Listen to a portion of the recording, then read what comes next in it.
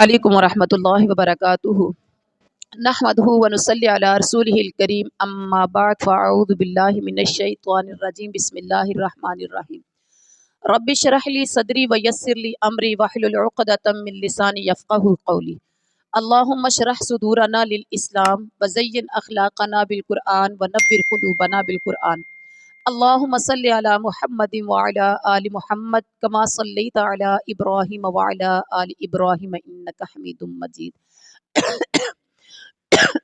اللہم بارک علی محمد وعلی آل محمد کما بارکت علی ابراہیم وعلی آل ابراہیم انک حمید مجید۔ الحمدللہ آج ہمارا دورہ قرآن کا 19واں پارہ اور 19واں پارہ، اور اللہ تبارک و تعالی سے دعا ہے اللہ تعالی ہم سب کو صحیح معنوں میں سن سنا کے عمل کی توفیق عطا فرمائے۔ اللہ ہمیں قرآن و سنت کے سے محبت نصیب فرما دے، پڑھ کے عمل کی توفیق عطا فرما دے، یا اللہ ہماری مشکلات آسان فرما دے۔ قرآن کریم کے صدقے اللہ تعالی ہمارے گناہ معاف فرما دے، ہمارے صغیرہ کبیرہ چھوٹے بڑے گناہ غلطیاں خطائیں معاف کر کے ہمارے دلوں کے زنگ اتار دے۔ قرآن سنتے ہیں پڑھتے ہیں لیکن ہم پہ جو اثر نہیں کرتا نا، جو ہم پہ اثر نہیں کرتا، اس کی وجہ یہ ہے کہ ہمارے دلوں پہ زنگ لگ چکے ہیں، غلطیاں کوتاہیاں کمیاں کر کر کے، اللہ کی نافرمانیاں کر کر کے۔ دلوں پہ جب زنگ لگ جاتا ہے تو کوئی چیز اثر نہیں کرتی، پھر اس کا اثر یعنی زنگ اتارنے کے لیے کیمیکل جو یوز کیا جاتا ہے، دل کے زنگ کو اتارنے کے لیے قرآن کیمیکل ہے۔ قرآن ایک بہترین کیمیکل ہے دل کا زنگ اتارنے کے لیے۔ آپ صلی اللہ علیہ وسلم نے دوسری چیز جو فرمائی تھی وہ فرمایا تھا کہ موت کو یاد کیا کرو۔ موت کو یاد کرنے سے دلوں کے زنگ اتر جاتے ہیں، قرآن کی تلاوت کرنے سے دلوں کے زنگ اتر جاتے ہیں۔ اور اگر دل کو زنگ لگ جائے اور آپ موت کو یاد نہیں کرتے، قرآن نہیں پڑھتے، تو آپ سمجھیں کہ یہ زنگ بڑھتا جائے گا حتیٰ کہ وہ سارا کا سارا دل بند ہو جاتا ہے۔ کئی ایسے نافرمان لوگ ہیں جن پر آپ جن کو بات بتائیں نا کہ جی اللہ رسول کی بات ہے تو آپ ایسے نہ کریں، تو وہ آگے سے آپ کو فوراً جواب دے دیتے ہیں کہ تو اپنا کام کر، میں اپنا کام کرتا ہوں، یا نہیں نہیں نہیں ہمیں مولویاں دیا گلاں نے۔ اس کا مطلب یہ ہوتا ہے کہ وہ ان کے دل پہ زنگ لگ چکا ہے جو ان کو بات اثر ہی نہیں ان پہ کرتی۔ تو رکوع نمبر پہلا ہے وقال الذين لا يرجون لقاءنا لولا انزل علينا الملائكة او نرى ربنا لقد استكبروا في انفسهم وعتوا عتوا كبيرا۔ اس رکوع کا موضوع آخرت سے نا امید ہونے والے کیا کہتے ہیں، جن کو آخرت کی امید ہی نہیں، بس مر جائیں گے ختم ہو جائیں گے، وہ کیا کہتے کیا ہے۔ اعتراضات ان کا یہ تھا، ایک تو کہ کیوں نہ ہمارے پاس فرشتے بھیجے گئے، یہ نبی انسانی شکل میں کیوں آیا ہے، فرشتے کیوں نہیں بھیجے گئے۔ دوسرا ان کا یہ تھا کہ ہم اپنے رب کو کیوں نہ دیکھیں، کیوں نہ ہم اپنے رب کو دیکھیں۔ دو اعتراضات تھے، جواب دیا گیا یہ تکبر کی علامت ہے۔ پھر کہا سرکشی میں حد سے گزر جانا ہے جو ایسی باتیں کرتا ہے۔ پھر کہا فرشتے نظر آئیں گے تو چیخ اٹھیں گے، یہ فرشتوں کو بھی برداشت نہیں کر پائیں گے، ان کی چیخیں نکل جائیں گی۔ اس دن اللہ تعالیٰ کی پناہ مانگیں گے، اس دن سب کیا دھرا غبار کی طرح اڑ جائے گا۔ جس دن فرشتے اتارے جائیں گے بادشاہت صرف اور صرف رحمان کی ہوگی۔ وہ دن منکرین کے لیے بڑا سخت ہوگا جس دن فرشتے اتارے جائیں گے۔ اس دن ظالم اپنے ہاتھ چبا کر کہے گا کاش میں نے رسول کا راستہ لیا ہوتا۔ کیا کہے گا وَيَعُضُّ الظَّالِمُ عَلَى يَدَيْهِ يَقُولُ يَا لَيْتَنِي اتَّخَذْتُ مَعَ الرَّسُولِ سَبِيلًا۔ کاش ظالم اپنے ہاتھوں کو چبائے گا کہ کاش میں نے رسول کا راستہ لیا ہوتا، لیکن اس دن ان کا کوئی کام رونا پچھتانا نہیں ہوگا۔ کاش میں نے فلاں شخص کو دوست نہ بنایا ہوتا، اس کے بہکانے میں آ کر میں نے نصیحت نہ مانی ہوتی۔ شیطان بڑا ہی بے وفا نکلے گا اس دن۔ اس دن رسول کہے گا میری قوم کے لوگوں نے قرآن کا مذاق اڑایا تھا، اس دن جنت کے مستحق جنتی پائیں گے، مجرم ہر نبی کے دشمن ہوتے ہیں، رب رہنمائی اور مدد کے لیے ہی انسان کے کافی ہے۔ اور اس کے بعد رکوع نمبر 2 میں فرمایا وَلَقَدْ آتَيْنَا مُوسَى الْكِتَابَ وَجَعَلْنَا مَعَهُ أَخَاهُ هَارُونَ وَزِيرًا، ہم نے موسیٰ علیہ السلام کو کتاب دی، ہارون کو مددگار بنا کر جٹلانے والی قوم کی طرف بھیجا، ان کو ہم نے تباہ کر دیا۔ جب انہوں نے جٹلایا تو کیا کیا؟ ہم نے انہیں تباہ کر دیا۔ قوم نوح علیہ السلام نے تکذیب کی، ہم نے ان کو غرق کیا اور نشان عبرت بنا دیا، ان کے لیے دردناک عذاب ہے۔ عاد، سمود اور اصحاب الرس کہتے ہیں کنویں والے، اور بیچ کی صدیوں کے لوگ سب تباہ کر دیے گئے، ہر ایک کو مثالیں دے کر سمجھایا اور ہر ایک کو غرق کر دیا۔ اللہ نے ہر ایک کو، ایک قوم غرق کی تو بعد میں آنے والی کو پہلی کی مثالیں دی، لیکن وہ اس قوم نے بات نہیں مانی تو اس کو بھی غرق کر دیا۔ اس کے بعد ہر وہ قوم جس پر بدترین بارش برسائی گئی، یہ موت کے بعد دوسری زندگی کی توقع نہیں رکھتے، اور پھر تمہارا مذاق انہوں نے بنا لیا، تمہیں دیکھ کر کہتے کیا اسے رسول بنا کر بھیجا گیا ہے؟ اس نے تو ہمیں گمراہ کر کے اپنے معبودوں سے برگشتہ کر دیا ہوتا۔ اگر ہم ان کی عقیدت پر جم نہ گئے ہوتے، وہ وقت دور نہیں جب انہیں خود پتہ چل جائے گا کہ اصل گمراہی میں کون دور نکل گیا تھا۔ پھر یہ لوگ کہیں گے خواہش نفس کو خدا بنا لیا تھا۔ آج جو لوگ عمل نہیں کر رہے، کیوں نہیں کرتے؟ اپنے نفس کی خواہشات کو اپنا معبود بنا لیا۔ کرنا وہ ہے جو نفس کہتا ہے، وہ نہیں کرنا جو رب کہتا ہے۔ کیا آپ سمجھتے ہیں کہ یہ سنتے اور سمجھتے ہیں؟ اللہ اپنے نبی سے کہہ رہے کیا آپ سمجھتے ہیں یہ سمجھتے اور سنتے ہیں؟ یہ جانوروں کی طرح بلکہ ان سے بھی گئے گزرے ہیں، ان کو یہ نہ سنتے ہیں نہ سمجھتے ہیں۔ اللہ۔ رکوع نمبر 3 ہے الم تر الی ربک کیف مد الظل ولو شاء لجعلہ ساکنا ثم جعلنا الشمس علیہ دلیلا۔ یہاں اس رکوع کا موضوع کائنات میں اللہ تعالیٰ کا ارادہ کام کر رہا ہے، اللہ کا ارادہ، اللہ کی مشیت کام کر رہی ہے۔ اللہ تعالیٰ ہی تو ہے، اللہ تعالیٰ سائے کو کیسے پھیلاتا ہے، اللہ تعالیٰ نے سورج کو دلیل بنایا، سورج اٹھتا ہے اور سائے کو ہم سمیٹ لیتے ہیں۔ اللہ تعالیٰ نے رات کو لباس اور نیند کو سکون، موت اور دن کو جی اٹھنے کا وقت بنا دیا ہے۔ وہ اپنی رحمت کے آگے ہواؤں کو خوشخبری بنا کر بھیجتا ہے۔ جس دن ہوائیں ٹھنڈی ٹھنڈی چلتی ہے، لگتا ہے نا کہ کہیں بارش ہو رہی ہے یا شاید بارش ہماری طرف بھی آئے گی۔ وہ آسمان سے پانی برساتا ہے، مردہ زمین، جانور اور انسانوں کو سیراب کرتا ہے۔ اسی نے 2 سمندروں کو ملا رکھا ہے، میٹھا اور کڑوا، ان میں ایک پردہ حائل ہے۔ اسی نے ایک پانی سے بشر پیدا کیا، اسی سے نسب اور سسرال کے رشتے بھی چلائے۔ رحمان کی نشانی کسی جاننے والے سے پوچھو، رحمان کی نشانی کسی جاننے والے سے پوچھو، وہ بڑی قدرت والا ہے۔ اس نے 6 دنوں میں آسمان اور زمین اور ان کے درمیان کی ساری چیزوں کو پیدا کیا۔ آپ 6 دنوں میں ایک گھر نہیں بنا سکتے۔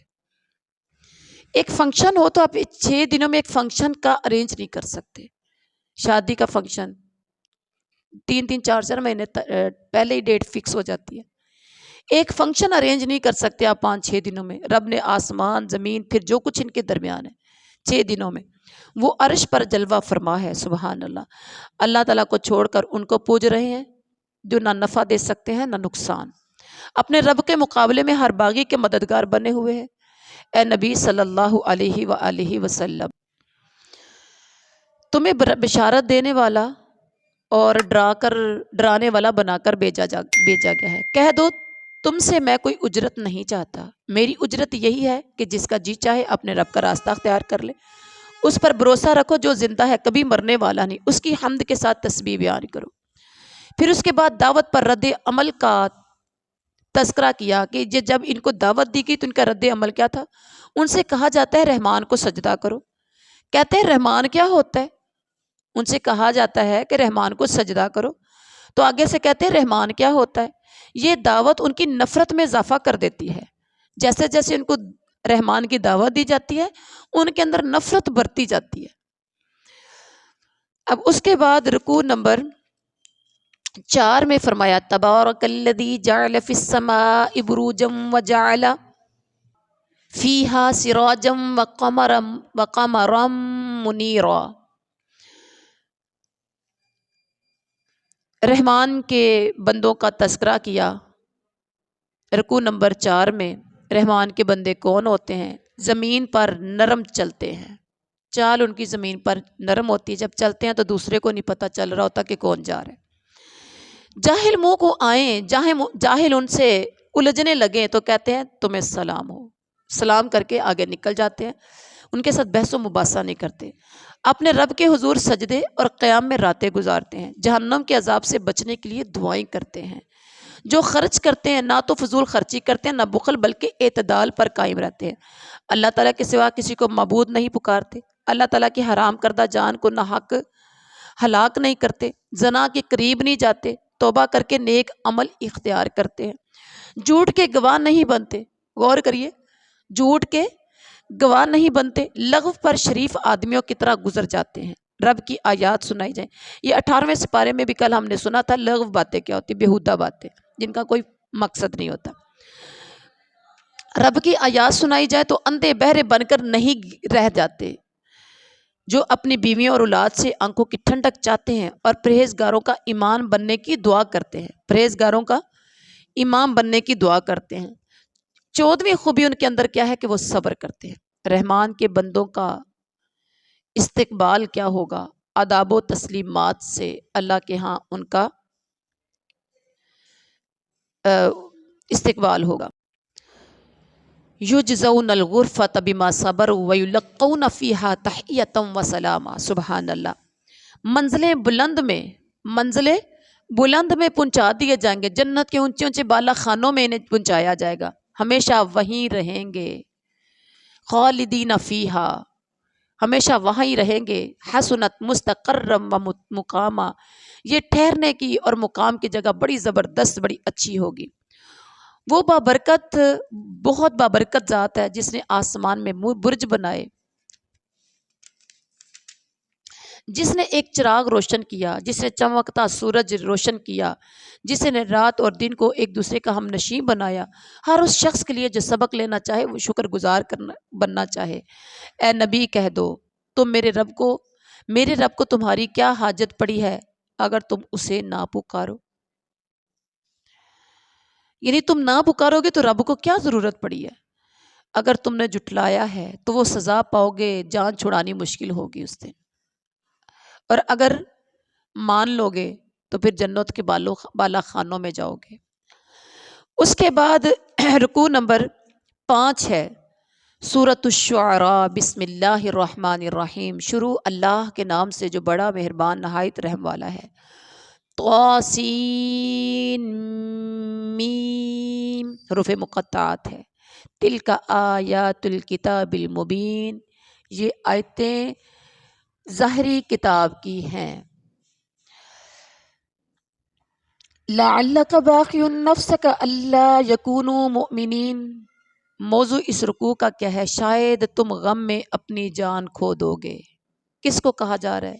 اللہ اپنے نبی کو کہہ رہے ہیں کہ آپ صلی اللہ علیہ وسلم واعظ و تبلیغ کرتے تھے، لوگ بات نہیں مانتے تھے تو اتنے پریشان ہو جاتے جیسے آپ صلی اللہ علیہ وسلم کی جان کے جانے کا خطرہ ہوتا. تو اللہ نے یہ بات کہی شاید تم غم میں اپنی جان کھو دو گے، لہٰذا آپ غم نہیں کریں. آپ صلی اللہ علیہ وسلم غم میں گل رہے ہو، یہ ایمان کیوں نہیں لاتے؟ ہم آسمان سے نشانی لا سکتے ہیں کہ ان کی گردنیں جھک جائے.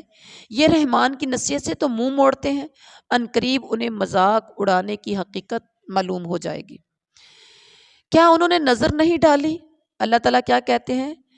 کیا انہوں نے نظر نہیں ڈالی کہ زمین کو دیکھا نہیں؟ کثیر مقدار میں ہم نے عمدہ نباتات پیدا کی ہیں، اس میں نشانی ہے. جتنی نباتات زمین میں ہے ان میں کیا ہے؟ نشانی ہے. لیکن اکثر لوگ نہیں مانتے. اب اس کے بعد رکوع نمبر 6 کا چھ ہے وَإِذْ نَادَى رَبُّكَ مُوسَىٰ أَنِ ائْتِ الْقَوْمَ الظَّالِمِينَ۔ اس رکوع کا موضوع تاریخ، دعوت و تکذیب، کلیم اللہ اور فرعون آمنے سامنے۔ کلیم اللہ کون تھے؟ کس کا لقب ہے یہ؟ حضرت موسیٰ علیہ السلام کا لقب تھا کلیم اللہ، حضرت عیسیٰ کا لقب تھا روح اللہ۔ حضرت موسیٰ اور فرعون آمنے سامنے ہیں، موسیٰ دعوت دیتے ہیں اور فرعون آگے سے تکذیب کرتا ہے۔ یہ اس رکوع کا موضوع ہے۔ اللہ تعالیٰ نے حضرت موسیٰ سے کہا، ہم کلامی کی، کوہ طور پر بات کی اور کہا کہ ظالم قوم یعنی فرعون کے پاس جاؤ کہ وہ ڈرتے نہیں۔ موسیٰ علیہ السلام نے کہا مجھے خوف ہے کہ وہ مجھے جھٹلائیں گے، میرا سینہ گھٹتا جا رہا ہے، میری زبان چلتی نہیں، ہارون علیہ السلام کو میرا مددگار بنا دیجئے۔ ان کا مجھ پر ایک الزام ہے، کن کا؟ فرعونیوں کا۔ اللہ تعالیٰ نے فرمایا جاؤ بتا دو رب العالمین نے بھیجا ہے، بنی اسرائیل کو ہمارے ساتھ بھیج دیجئے، کیونکہ فرعون ظلم کرتا تھا بنی اسرائیل پر۔ حضرت موسیٰ علیہ السلام کو اللہ تعالیٰ نے حضرت ہارون بھی مدد کے لیے دے دیے، اور موسیٰ اور فرعون، موسیٰ علیہ السلام اور حضرت ہارون فرعون کے دربار میں پہنچ گئے۔ تو آگے سے جب فرعون نے سنا تو کہتا ہے کیا تجھے بچپن میں نہیں پالا تھا؟ پلے تھے نا، کئی سال ہمارے ہاں گزارے، پھر کچھ کر دیا، احسان فراموش ہو؟ کیا کیا تھا؟ مکہ مارا تھا تو بندہ مر گیا تھا، تو بھاگ کے پھر مدین چلے گئے تھے، اب واپس آئے تھے تو نبوت ملی تو نبی بن کے آ گئے۔ موسیٰ کو وہ بات، فرعون کو وہ بات یاد آ گئی، ہم نے تجھے پالا، کئی سال تو نے ہم میں گزارے، پھر تو احسان فراموش نکلا اور تو نے ہمارا بندہ مار دیا۔ موسیٰ علیہ السلام نے کہا نادانستگی میں، یعنی وہ میں نے جان بوجھ کر نہیں کیا تھا، تمہارے خوف سے پھر بھاگا تھا کہ تم مجھے سزا دو گے، رب العالمین نے اب مجھے رسول بنا کر بھیجا ہے، تیرا احسان یہ کہ تو نے میری قوم کو غلام بنا لیا ہے۔ فرعون نے کہا رب العالمین کیا ہوتا ہے؟ تجھے رب العالمین نے بھیجا نا، تو رب العالمین کیا ہوتا ہے؟ حضرت موسیٰ نے کہا مشرق و مغرب اور جو ان کے درمیان ہے سب کا رب، مشرق و مغرب اور جو کچھ ان دونوں کے درمیان میں ان سب کا رب، ساتوں آسمانوں اور زمینوں اور جو کچھ ان کے درمیان میں ہے، تمہارا اور تمہارے آباء و اجداد کا بھی وہ رب ہے، سب کا رب ہے، کل کائنات ہی ایک بات میں، ایک کوشچن کے آنسر میں بتا دی۔ فرعون نے کہا تمہارے رسول پاگل ہوتے ہیں، اگر میرے سوا کسی کو معبود مانا تو جیل خانے میں سڑنے کے لیے بھیج دوں گا۔ حضرت موسیٰ علیہ السلام نے کہا کہ اگر کوئی سری نشانی لے آؤں تو، میں کوئی نشانی لے آؤں، کوئی معجزہ لے آؤں تو؟ فرعون نے کہا لے کے آؤ، عصا اور ید بیضا کا معجزہ دکھایا، ہم پہلے بھی کئی بار پڑھ چکے ہیں۔ اب اس کے بعد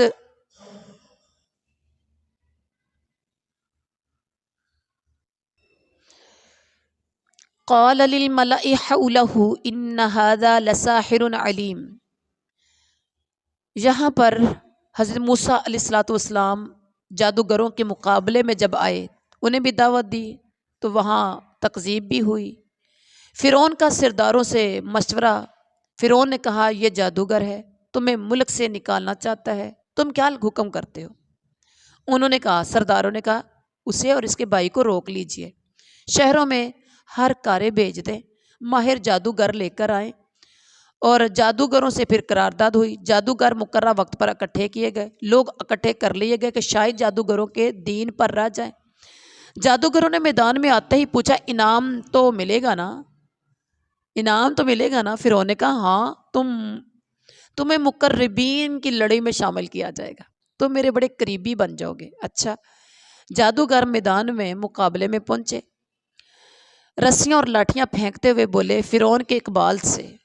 حضرت موسیٰ نے عصا پھینکا تو جھوٹا کرشمہ فوراً ختم ہو گیا، جادوگر سجدے میں گر گئے، بول اٹھے مان گئے ہم رب العالمین کو، موسیٰ جس رب العالمین کا دعویٰ کرتا ہے ہم مان گئے۔ فرعون نے کہا میری اجازت کے بغیر تم موسیٰ کی بات مان گئے، یہ تمہارا بڑا ہے، لگتا ہے یہ تمہارا بڑا ہے، ابھی تمہارے ہاتھ پاؤں مخالف سمتوں سے کٹوائے دیتا ہوں۔ جادوگروں نے جواب دیا کوئی پرواہ نہیں۔ کتنی جلدی ایمان پختہ ہو گیا۔ کہا کوئی پرواہ نہیں، ہم اپنے رب کے حضور پہنچ جائیں گے، ہمیں امید ہے کہ ہمارا رب ہمارے گناہ معاف کر دے گا، ہم سب سے پہلے ایمان لائے ہیں۔ یہاں دیکھیے اللہ رب العالمین سے جس کا تعلق جڑ جاتا ہے اس کا عقیدہ کتنا مضبوط ہو جاتا ہے، سبحان اللہ۔ اس کے بعد رکوع نمبر 8 ہے،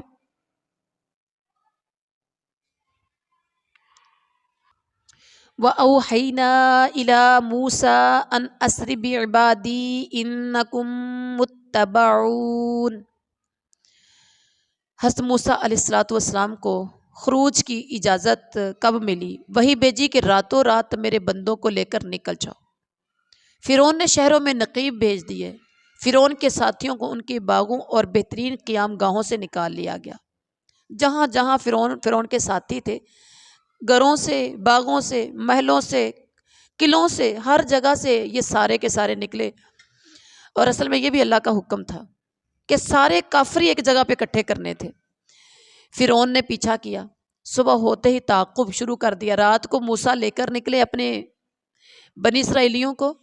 فرعون کو جب پتہ چلا تو سارے انہوں نے بندے بھیج کے، فوج بھیج کے، اعلان کروا کے سب کو کہا کہ نکلو موسیٰ اور فرعون بنی اسرائیلیوں کے تعاقب میں، پکڑو، مار دو، ختم کر دو، ایسے کر دو، ویسے کر دو۔ اب دونوں گروہوں کا آمنا سامنا ہوا۔ بنی اسرائیل نے کہا پکڑے گئے، موسیٰ کے ساتھی چیخ اٹھے ہائے پکڑے گئے۔ پیچھے جو فوجیں چڑھ گئی، سارے کافر، سارے فرعونی ہی پیچھے دوڑ پڑے۔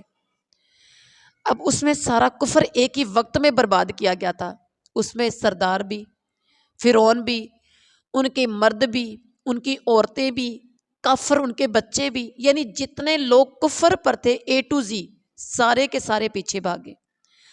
یہ حکم ربی تھا، اللہ کی مشیت ایسے تھی، کیونکہ اس ٹائم اللہ نے کفر کا سارا خاتمہ کرنا تھا اور صرف ایمان والوں کو بچانا تھا۔ ایسا نہیں ہوتا کہ 50 بندے کافر ہیں تو 50 میں سے کوئی 10 کو بچا لیا تو باقیوں کو غرق کیا، نہیں، غرق سارے کے سارے ہی ہوتے رہے۔ اچھا، موسیٰ علیہ الصلوۃ والسلام نے کہا میرے ساتھ میرا رب ہے، وہ میری رہنمائی کرے گا۔ انہوں نے چیخے کیوں تھے کہ پکڑے گئے؟ کیونکہ جب وہاں سے لے کے نکلے تھے مصر سے تو آگے دریا آ گیا تھا، ایسا ہی تھا، اور پیچھے فرعونی لگت پڑے تھے۔ آگے جاتے ہیں تو ڈوبتے ہیں، اور اگر پیچھے کو ہوتے ہیں تو پکڑے جائیں گے، مارے جائیں گے۔ اب آگے راستہ کوئی نہیں۔ موسیٰ علیہ الصلوۃ والسلام نے کہا میرا رب میرے ساتھ ہے، گھبرانا نہیں ہے، چیخنے رونے کی ضرورت نہیں ہے۔ وحی کے ذریعے اللہ نے کہا حضرت موسیٰ سے کہ اپنا عصا سمندر میں مارو۔ سمندر تھا آگے، اچانک سمندر پھٹ گیا، سمندر کے اندر لاٹھی ماری۔ اب دیکھیں، ایک ہوتی ہے قدرت، ایک ہوتی ہے فطرت۔ قدرت فطرت پہ غالب آ جاتی ہے جب اللہ چاہ رہا ہوتا ہے۔ سمندر کے اندر اگر آپ لاٹھی ماریں تو کیسا ہوتا ہے کہ راستہ بن جائے؟ فطرت ہے کہ راستہ نہیں بنتا، لیکن رب کی قدرت ہے کہ موسیٰ نبی عصا مارے تو راستہ بن سکتا ہے۔ راتوں رات آپ کوئی پل بنا سکتے ہیں، لمحوں میں کوئی پل بنا سکتا ہے ایک چھوٹی سی نہر کے اوپر، کئی دن لگ جاتے ہیں، ایسا ہی ہے نا۔ لیکن اللہ کی قدرت ہے، مہینوں والا کام سیکنڈز میں کر کے دکھائے، ناممکن کو ممکن بنا دے۔ چری تیز ہو، فطرت ہے کہ چری کاٹ دیتی ہے۔ اللہ کی قدرت ہے کہ ابراہیم نبی آنکھوں پہ پٹی باندھ کے چھری کو تیز بیٹے کی گردن پہ چلا رہے۔ قدرت الہی ہے کہ بیٹا بال بچ گیا۔ آنکھیں کھولی تو سامنے دیکھا کہ دمبا ذبح کیا پڑا ہے۔ اور بھی بہت سی مثالیں ہیں، فطرت پہ قدرت غالب آ جاتی ہے۔ تو اس دن ہوا کہ اچانک سمندر پھٹا، ہر ٹکڑا عظیم پہاڑ کی طرح ہو گیا، ادھر بھی بڑا پہاڑ، ادھر بھی، کہ پانی بالکل اپنی اپنی جگہ پر تھم گیا اور راستے گزرنے کا راستہ بن گیا۔ ایک گروہ کو بچا لیا گیا۔ اب یہ جو پہلا گروہ تھا بنی اسرائیل کا، جو موسیٰ علیہ السلام کے ساتھ تھے، وہ سارے سمندر پار کر گئے۔ پیچھے دیکھا دیکھی فرعونی بھی سارے کود پڑے اس راستے پر، ان کو بھی وہ راستہ نظر آ رہا ہے۔ انہوں نے سوچا کہ وہ گزر گئے تو ہم بھی گزر جائیں گے۔ جب سارے سمندر کے اندر پہنچے، ادھر سے جہاں سے آ رہے تھے وہ بھی کنارہ دور ہوا، جہاں جانا تھا ابھی وہ بھی کنارہ دور تھا، بیچوں بیچ سمندر تھے۔ تو اللہ تعالیٰ نے پانی کو حکم دیا کہ چلنا شروع کر دو، اور جو دیکھتے دیکھتے جو پہاڑ تھے، جو راستہ تھا، ختم ہو گیا۔ اب نتیجہ کیا نکلا؟ غرق ہونے لگے۔ جو آپ نے پیچھے 2-3 بار آئی تھنک سو آپ نے واقعہ بڑی ڈیٹیل کے ساتھ پڑھا ہے۔ اس کے بعد کیا ہوا؟ بنی اسرائیلی نجات پا گئے اور فرعونی غرق ہو گئے دیکھتے دیکھتے۔ اور اسرائیلیوں نے، بنی اسرائیل نے اپنی آنکھوں سے غرق ہوتے فرعونی دیکھے۔ اب اس کے بعد رکوع نمبر 9 کا تذکرہ کیا، وَاتْلُ عَلَيْهِمْ نَبَأَ إِبْرَاهِيمَ إِذْ قَالَ لِأَبِيهِ وَقَوْمِهِ مَا تَعْبُدُونَ۔ یہاں دعوت کا تذکرہ ہے حضرت ابراہیم کی، اور تکذیب کا تذکرہ ہے اس کے والد کی۔ بیٹا دعوت دیتا ہے، باپ جھٹلاتا ہے، کتنی بدقسمتی ہے۔ حضرت ابراہیم علیہ السلام قوم کے شعور کو اپیل کرتے ہیں۔ حضرت ابراہیم سوال کرتے ہیں، یہ کیا چیزیں ہیں جنہیں تم پوجتے ہو؟ انہوں نے جواب دیا، کچھ بت ہیں جن کو پوج رہے ہیں، انہی کی خدمت میں بیٹھے ہیں۔ حضرت ابراہیم پوچھتے ہیں، کیا یہ تمہاری سنتے ہیں؟ کیا یہ نفع نقصان تمہیں پہنچا سکتے ہیں؟ انہوں نے جواب دیا، نہیں، بلکہ ہم نے اپنے باپ دادوں کو ایسے ہی کرتے پایا، ایسے ہی کرتے پایا۔ حضرت ابراہیم علیہ السلام نے کہا، کبھی آنکھیں کھول کر دیکھا جن کی تم اور تمہارے باپ دادا بندگی کرتے ہیں؟ میرے تو یہ سب دشمن ہیں بجز رب العالمین کے۔ حضرت ابراہیم علیہ السلام رب العالمین کا تعارف یوں کراتے ہیں، اس نے مجھے پیدا کیا، الذی خلقنی فہو یہدین، والذی ہوا یطعمنی ویسقین واذا مرضت فہو یشفین والذی یمیتنی ثم یحیین والذی اطمع ان یغفر لی خطیئتی یوم الدین۔ اپنے رب کا تعارف کروا رہے ہیں کہ میرا رب کون ہے۔ اس نے مجھے پیدا کیا، وہی میری رہنمائی فرماتا ہے، میں بیمار ہو جاؤں تو وہی مجھے شفا دیتا ہے، وہ جو مجھے موت دے گا پھر موت کے بعد دوبارہ زندگی بخشے گا، وہ میرا رب ہے، وہ رب العالمین ہے، جس سے میں امید رکھتا ہوں کہ روز جزا میں میری خطائیں معاف کر دے گا۔ حضرت ابراہیم علیہ السلام کی دعا، اے میرے رب مجھے حکم عطا کر، مجھے صالحین کے ساتھ ملا دے، بعد کے آنے والوں میں مجھے سچی ناموری عطا کر دے، مجھے جنت نعیم کے وارثوں میں شامل فرما، میرے باپ کو معاف کر دے، بے شک وہ گمراہ لوگوں میں سے ہے، مجھے اس دن رسوا نہ کرنا جب نہ مال فائدہ دے گا نہ اولاد سوائے قلب سلیم کے۔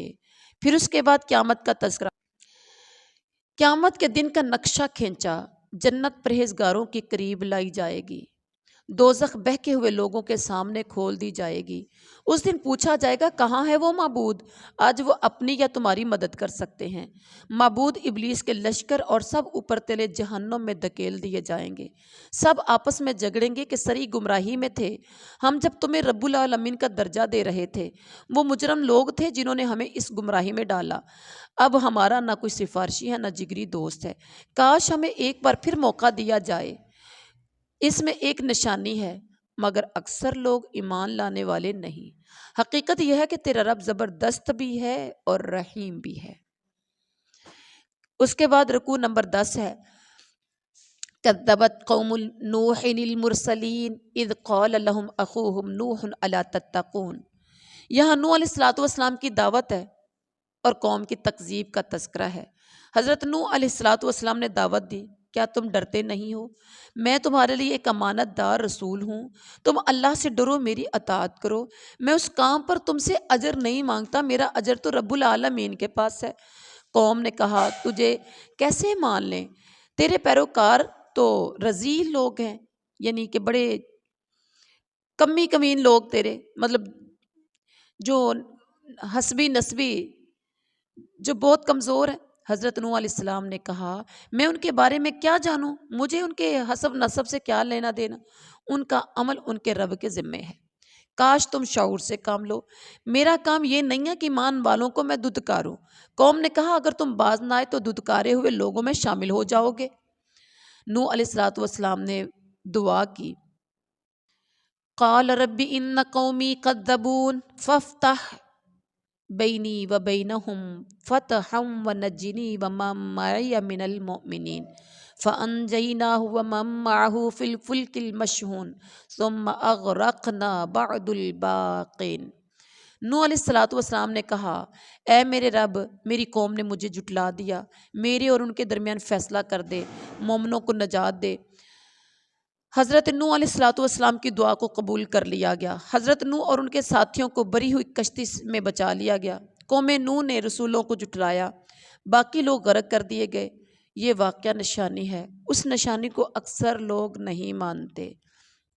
اس کے بعد رکوع نمبر 11 کا تذکرہ، اذ قال لهم اخوهم صالح الا تتقون انی لکم رسول امین فاتقوا اللہ كذبت عاد المرسلین اذ قال لهم اخوهم ہود الا تتقون۔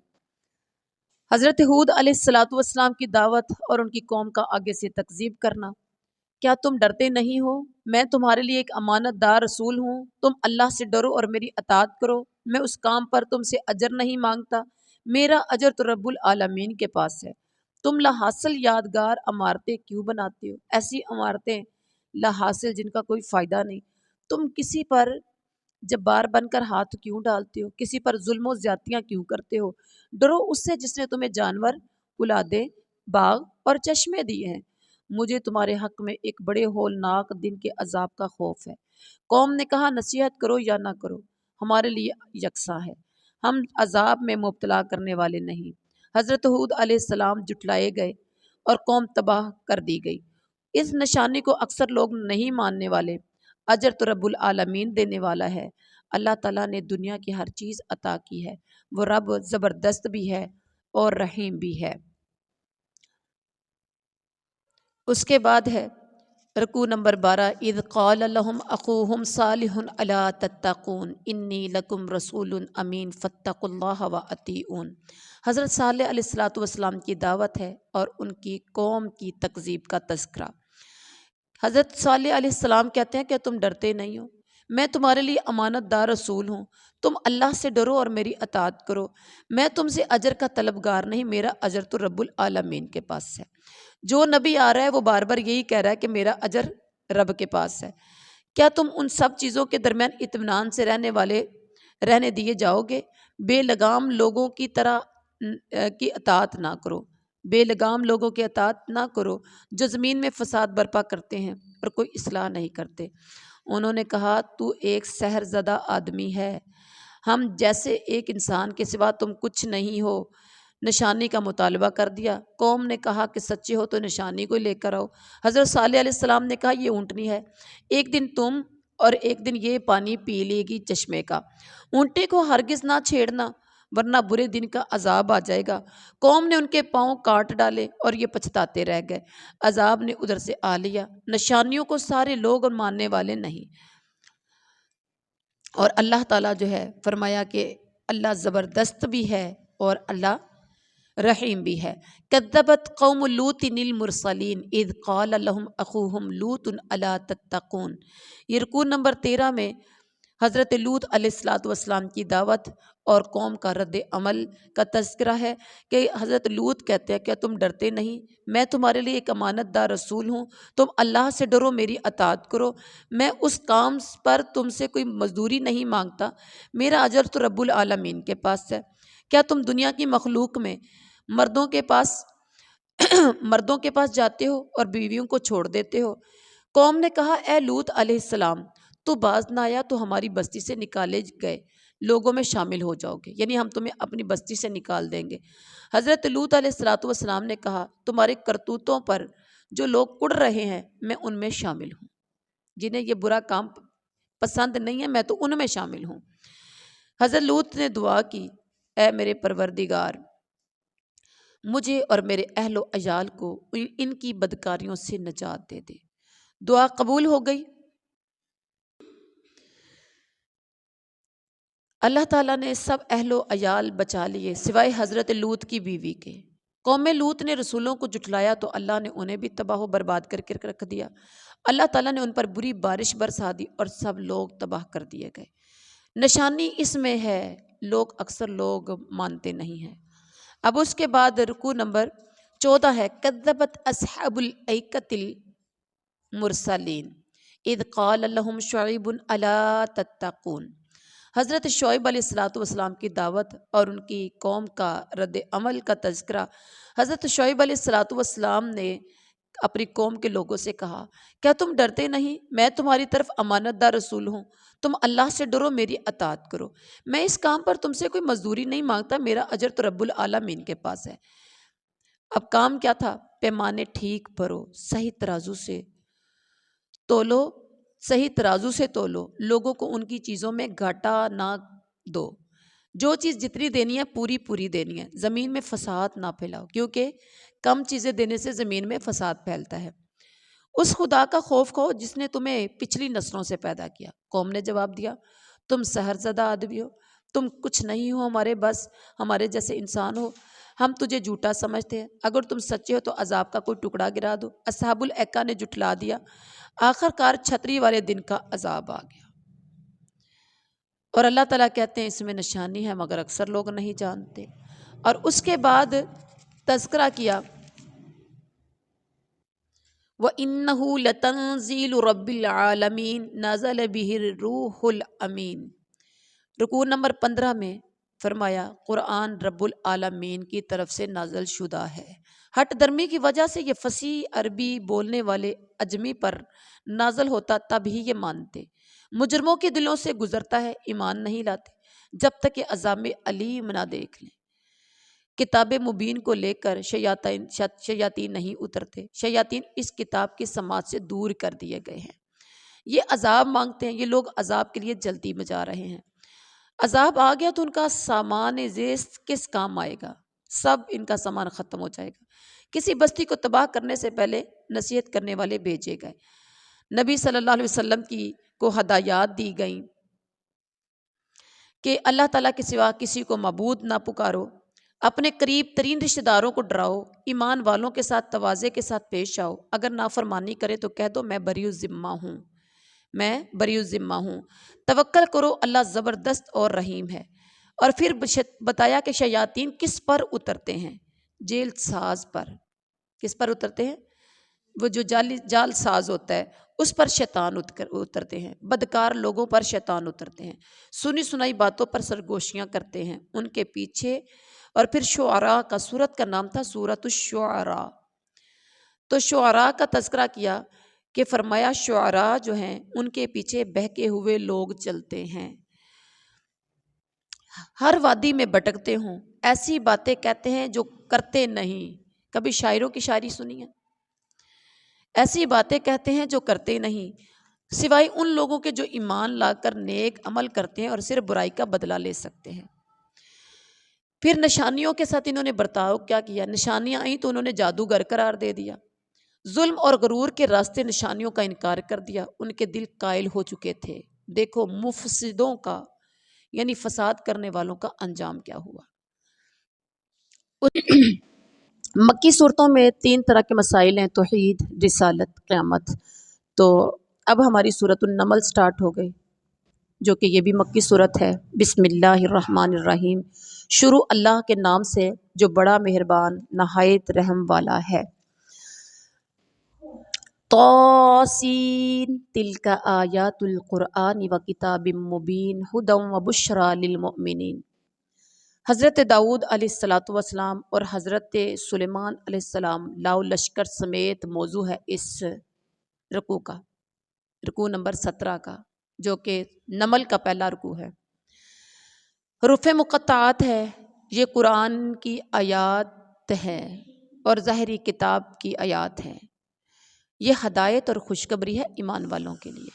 دعا کیجیے اللہ ہمیں وہ مومن بنا دے جن کے لیے یہ قرآن ہدایت بھی ہے اور خوشخبری بھی ہے۔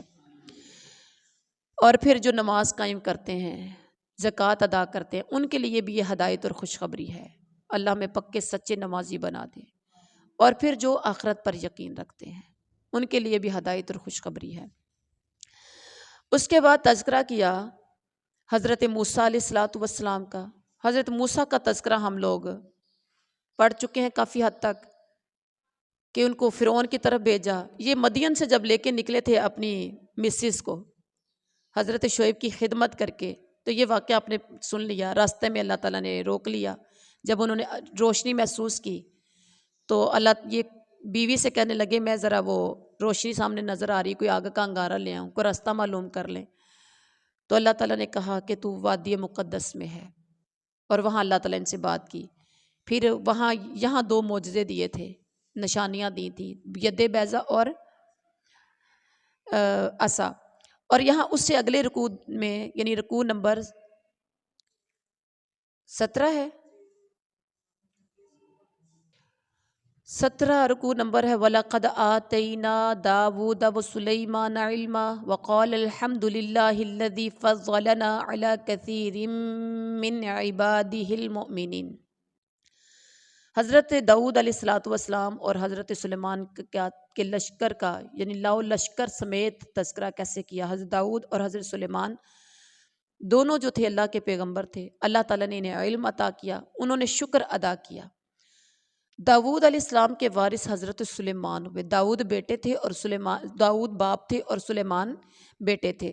حضرت سلیمان علیہ الصلاۃ والسلام کو اللہ تعالیٰ نے پرندوں کی بولیاں سکھائیں۔ ان کے لیے جن انسانوں اور پرندوں کے لشکر پورے ضبط میں رکھے گئے، ان کے کنٹرول میں تھے۔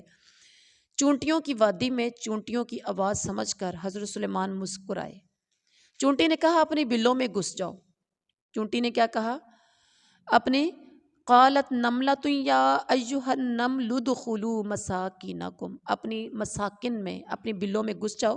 لا یحطمنکم سلیمان وجنودہ وہم لا یشعرون، کہیں ایسا نہ ہو کہ سلیمان اور اس کا لشکر انہیں پتہ بھی نہ ہو اور وہ تمہیں اپنے پاؤں کے نیچے دے کے روند ڈالے۔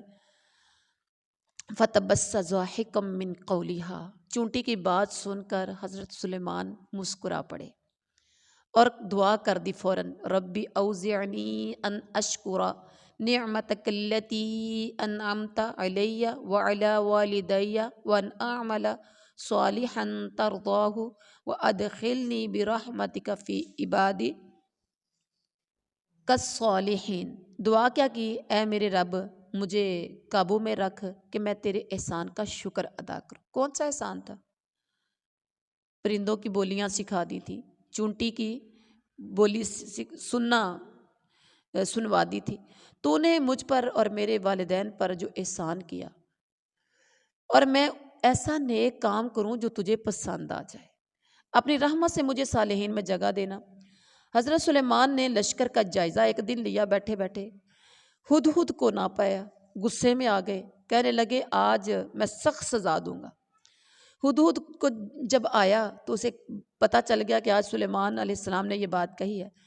ہدہد نے سلیمان کے سامنے پیش ہو کر کہا، میں نے وہ معلومات حاصل کی ہیں جو آپ کو معلوم نہیں ہیں۔ میں نے سبا کے متعلق سبا شہر کا نام ہے، میں سبا کے متعلق ضروری معلومات لایا ہوں، قوم سبا کے متعلق کچھ معلومات لایا ہوں۔ وہاں کی قوم، ان کی حکمران ایک عورت ہے۔ پرندے کو کتنا تعجب ہوا عورت کی حکمرانی پر۔ کیا کہنے لگے؟ پرندہ کہنے لگا میں سبا کے حکمران، میں نے دیکھا کہ وہاں ایک عورت ہے، ان کے پاس ہر طرح کا ساز و سامان ہے، تخت عظیم الشان ہے، ان کی قوم اللہ کی بجائے سورج کو سجدہ کرتی ہے۔ پرندہ یہاں بھی حیران ہوا۔ ان کے اعمال ان کے لیے شیطان نے خوشنما بنا دی ہیں، شیطان نے انہیں بہکا دیا، وہ راہ پر نہیں آئیں گے۔ حضرت سلیمان نے جب یہ بات ساری سنی تو تصدیق کی، خط بھیجا، سب سے پہلے تو خط بھیجا کہ ان کی طرف ڈال دو، پرندوں سے کہا جاؤ خط لے کر جاؤ اور ان کی طرف ڈال دو، اور الگ ہو کر دیکھنا، تھوڑا سا دور ہو کے بیٹھ جانا، دیکھنا کہ کیا رد عمل ظاہر کرتے ہیں۔ ملکہ بولی، جب ملکہ کو خط ملا تو ملکہ بولی، اہل دربار میری طرف اہم خط ڈالا گیا ہے، وہ سلیمان علیہ السلام کی طرف سے ہے، بسم اللہ سے شروع ہے بسم اللہ سے شروع ہے، یہ ہے انہو من سلیمان و انہو بسم اللہ الرحمن الرحیم، اللہ تعالی علیہ واتونی مسلمین۔ بسم اللہ سے شروع ہے اور مضمون یہ ہے کہ میرے مقابلے میں سرکشی نہ کرو، مسلم بن کر یہاں میرے پاس حاضر ہو جاؤ، مسلم بن کر حاضر ہو جاؤ۔ اب ملکہ سبا، یہ جو ٹو دی پوائنٹ جو بات تھی، یہ اپنے درباریوں کو بتا دی۔ تو قالت یا ایہا الملأ افتونی فی امری ما کنت قاطعۃ امرا حتی تشہدون۔ رکوع نمبر 18 میں کیا کہتی ہے ملکہ سبا؟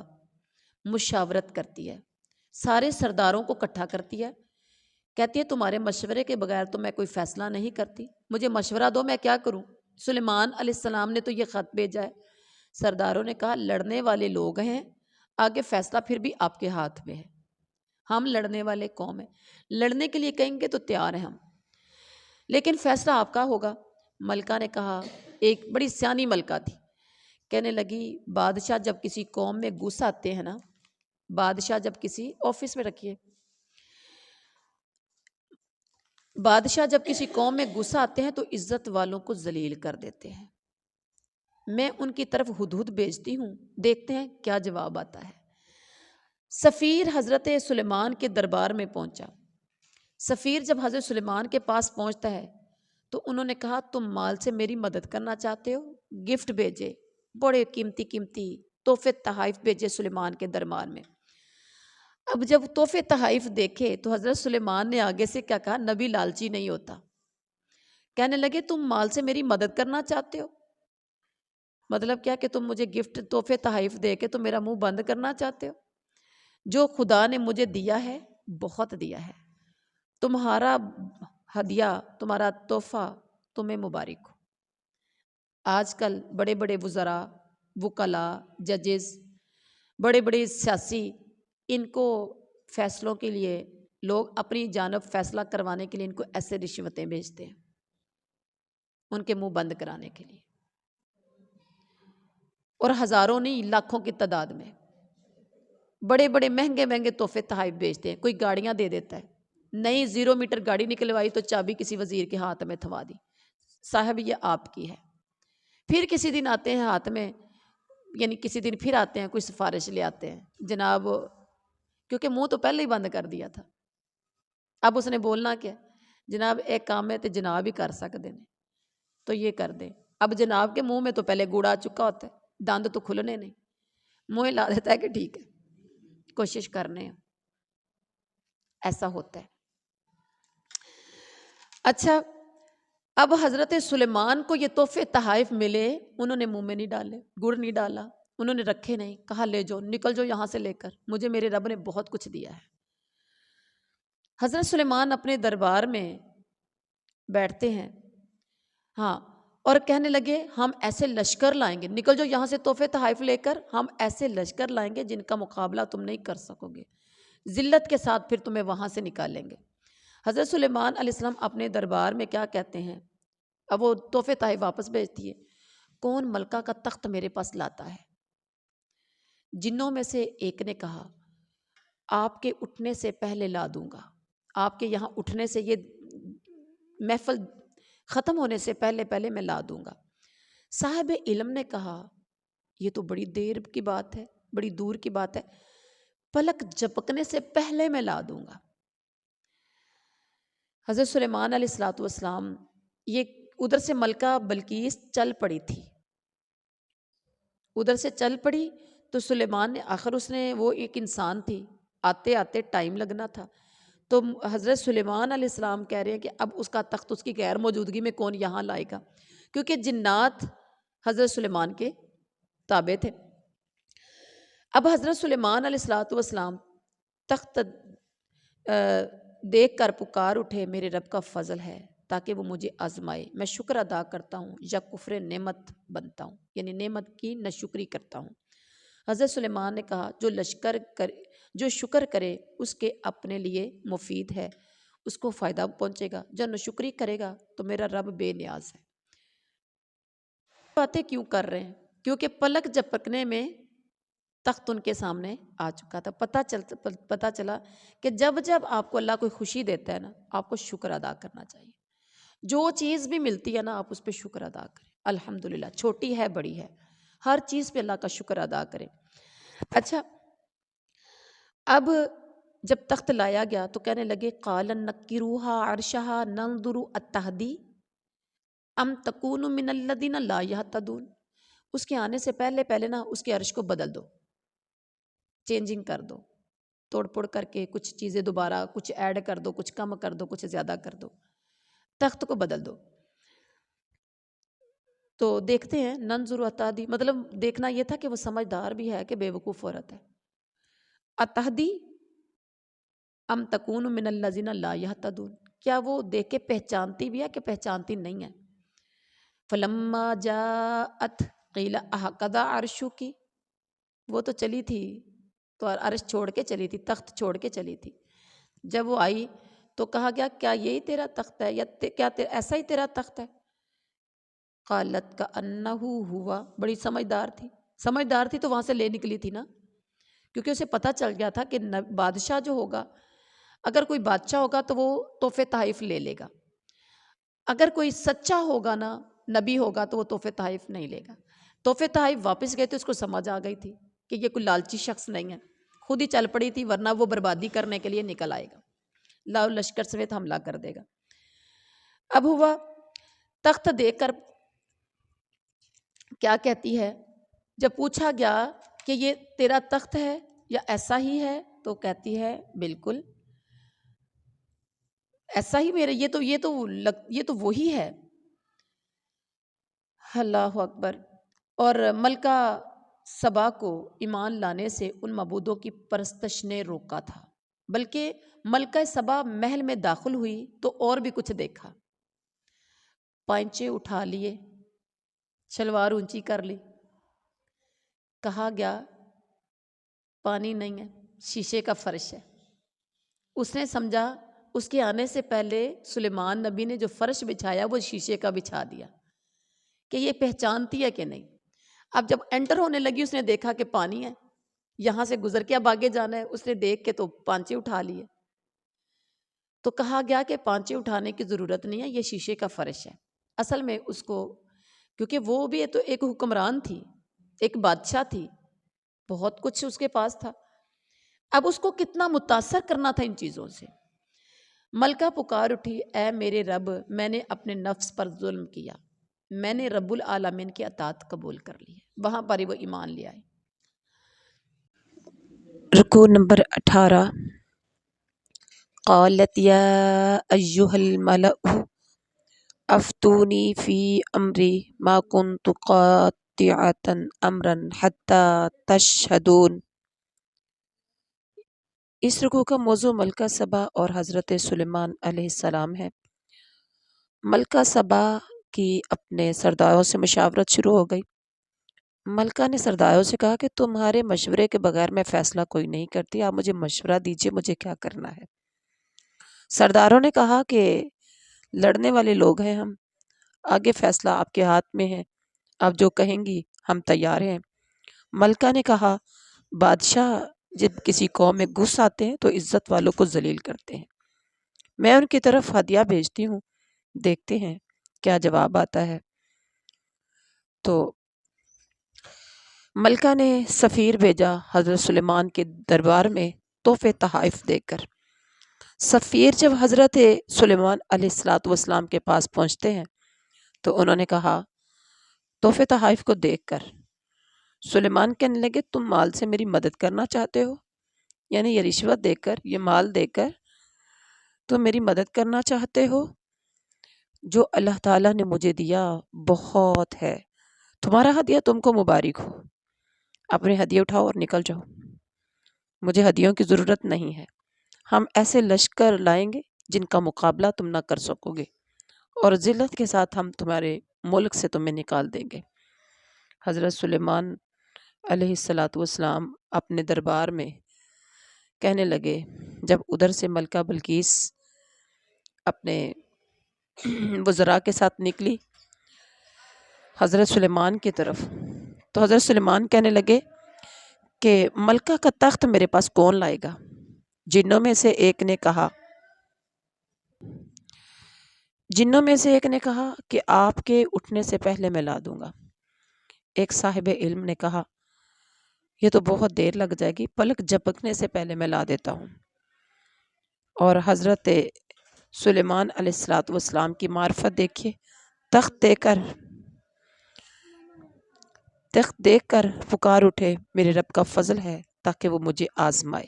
پلک جھپکنے میں تخت ان کی آنکھوں کے سامنے جب پہنچتا ہے تو ساتھ کہتے ہیں میں شکر ادا کرتا ہوں یا کافر نعمت بنتا ہوں، یعنی میرے رب مجھے آزمانا چاہتا ہے، میں نعمت کی شکر گزاری کرتا ہوں یا نہ شکری کرتا ہوں۔ حضرت سلیمان علیہ السلام نے کہا جو شکر کرے اس کے اپنے لیے مفید ہے، اور جو ناشکری کرے تو میرا رب اس کی ناشکری سے بے نیاز ہے۔ اور ملکہ سبا حضرت سلیمان کے پاس حاضر ہو جاتی ہیں۔ حضرت سلیمان نے کہا انجان طریقے سے تخت سامنے رکھ دو، دیکھیں وہ حقیقت تک پہنچتی ہے یا ان لوگوں میں سے ہے جو راہ نہیں پاتی۔ ملکہ حاضر ہوئی اور پہچان گئی۔ حضرت سلیمان کہنے لگے فلما جاءت قیل اہکذا عرشکی، آئی تو کہا یہ تیرا بھی ایسا ہی عرش ہے؟ قالت کأنہ ہوا، کہنے لگی یہ تو وہی ہے۔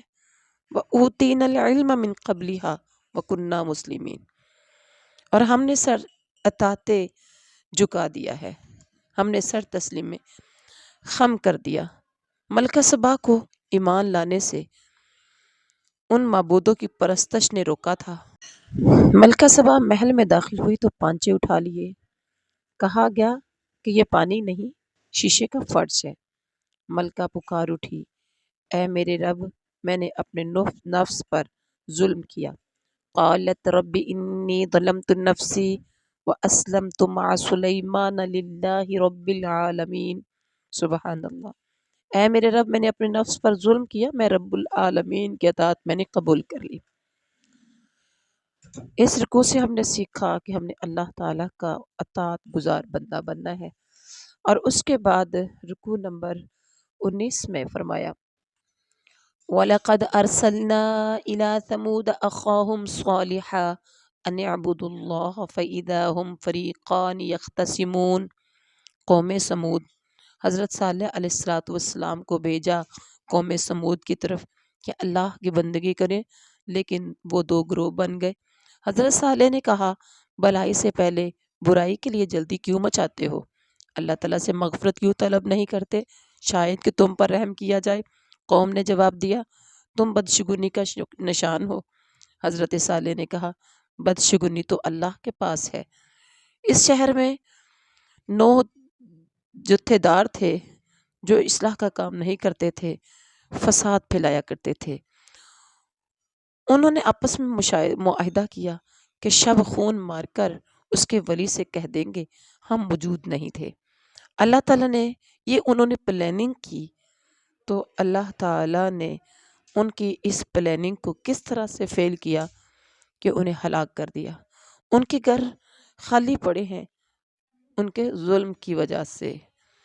اور اس کے بعد اللہ تعالیٰ کہتے ہیں کہ ان لوگوں کے لیے عبرت ہے جو علم رکھتے ہیں، ہم نے ایمان والوں کو بچا لیا، کافروں کو غرق کر دیا۔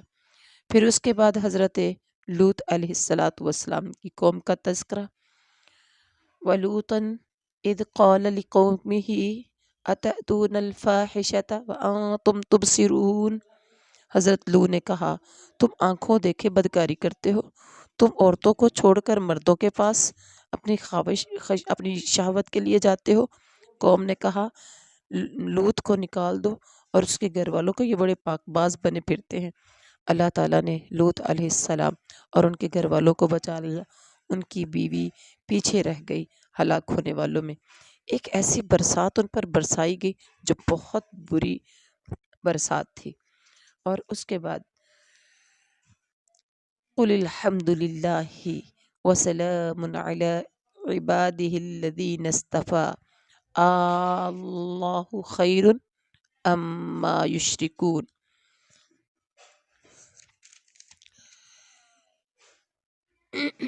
کہہ دیجئے، اللہ اپنے نبی کریم صلی اللہ علیہ وسلم سے فرماتے ہیں، میرے نبی کہہ دیجئے الحمدللہ وسلام علی عبادہ الذین اصطفیٰ، حمد تعریف اللہ تعالیٰ کی ذات کے لیے ہے، سلام ان پر جنہیں اللہ نے برگزیدہ بنایا ہے۔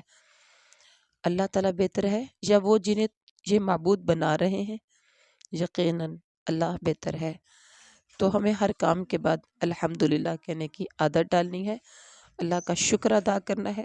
حمد اللہ اصل میں اللہ تعالیٰ کا شکر ہے، اور اللہ تعالیٰ کا شکر کرنے والے اللہ کو بہت پسند ہے۔ بہت سے انبیاء کا تذکرہ کیا کہ وہ بہت شکر کرنے والے تھے، بہت زیادہ اللہ تعالیٰ کی حمد بیان کرنے والے تھے۔